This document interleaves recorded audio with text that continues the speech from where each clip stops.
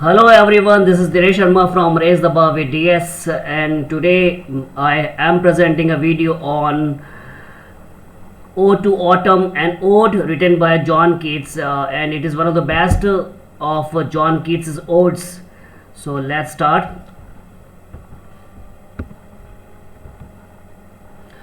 So before we go on to the ode, let's have some background information about the age in which the ode has been written by Keats. The Romanticism, 18th and 19th centuries. The Romantic age, Romanticism was a movement in literature, art, and music that emphasized feeling over thought. In many ways, it was a reaction to the Enlightenment, or at least it was a reaction against the philosophic notion that human actions were guided by the unchangeable forces of economics, sociology, and physics. Romanticism has very little to do with things popularly known of and thought of as romantic, although love may occasionally be the subject of romantic art. Rather, it is an international artistic and philosophical movement that redefined the fundamental ways in which people in Western cultures thought about themselves and about their world. Romantic literature is dominated by poetry. The triumvirate of Keats, Shelley, and Byron are still very well known. The poetry of Keats is sentimental, that of Shelley intense, and Byron displays a mastery of sardonic wit. Romanticism was an artistic and intellectual movement that originated in late 18th century Western Europe. It stressed strong emotion, imagination, freedom within or even from classical notions of form in art, and overturning of previous social conventions, particularly the position of the aristocracy. The Romantics asserted the importance of the individual, the unique, even the eccentric. Also, Romanticism is often understood as a set of new cultural and aesthetic values. It might be taken to include the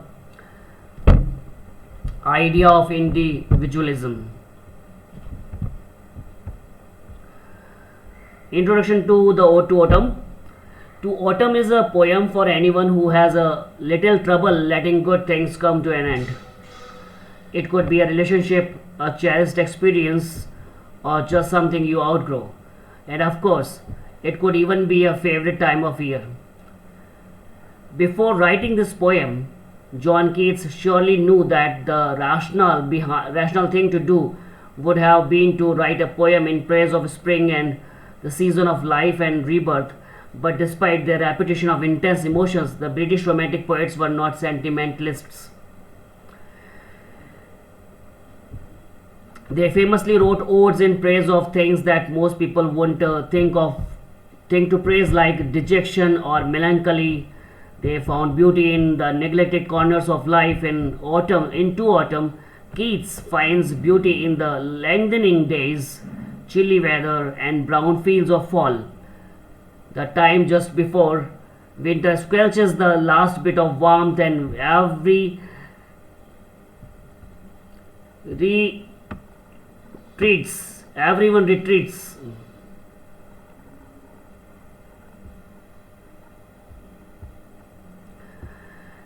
retreats to their fires and hot cider. Sadly, Keats was to become a living example of things coming to an end too soon. He died at the age of 25, only 2 years after completing this poem.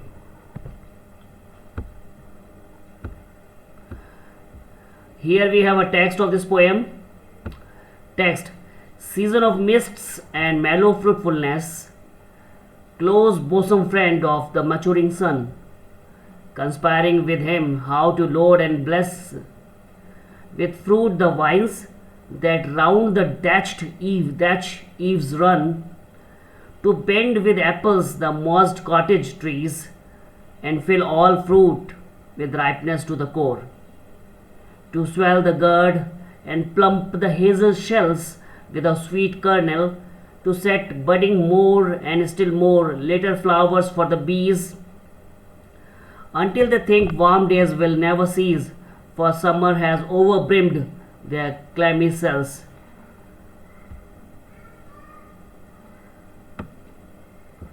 Who hath not seen thee oft amid thy store? Sometimes whoever seeks abroad may find thee sitting careless on a granary store. Thy hair soft lifted by the winnowing wind, or on a half-ribbed furrow sound asleep, drowsed with the fume of poppies, while thy hook spares the next swash and all its twined flowers. And sometimes like a gleaner thou dost keep steady thy laden head across a brook, or by a cider press with patient look. Thou watchest the last oozings hour by hours. Where are the songs of spring? Yea, where are they? Think not of them. Thou hast thy music too, while barred clouds bloom the soft dying day, and touch the stubble plains with rosy hue. Then in a wailful choir the small gnats mourn among the river's shallows, borne aloft or sinking as light winds lives or dies. And full-grown lambs loud bleat from hilly bourne. Hatch crickets sing and nod now with treble soft.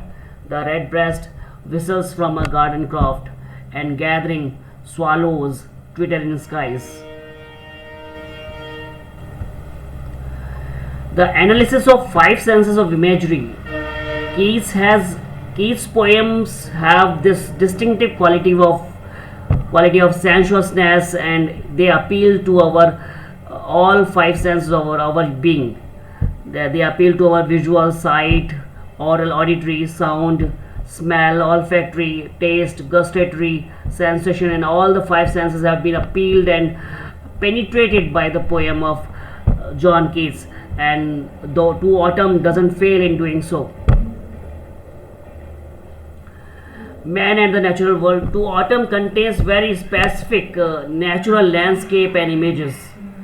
The first stanza offers images of the interaction between humans and the plants that surround them. The second describes the production of agriculture, a natural process that is controlled by people. The third stanza moves outside of the human perspective to include things that are not used or consumed by humans. This third section captures some of the wildness and unpredictability of nature. Transformation during autumn. Autumn is a time of transformation between the growth of summer and the dormancy of winter. Things are winding down, and once the harvest is complete, there is nothing left to do but wait until the next season. Much of the transformation occurs in the poem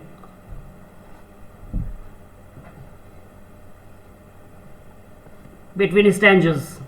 For example, in the first stanza, fruits and gourds are swelling outward before they will be picked for food. By the second stanza, the harvest is already complete or mostly complete, and the ripe apples have been turned into rich, delicious cider. The third stanza focuses only on one transformative event of the setting of the sun.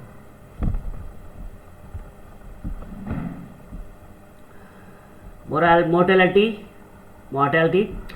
Autumn is frequently used as symbol in literature for the old age, the time before death, symbolized by winter. To autumn avoids any super obvious references to death, but we do get some subtle ones like the oblivious bees that think the summer will last forever, or the hawk that spares the poppy flowers from their inevitable end. As the day begins to die in final section, the entire landscape contributes to the song of mourning.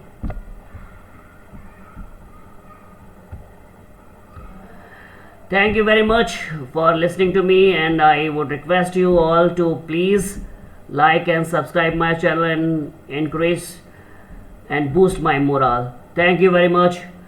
Raise the bar with DS.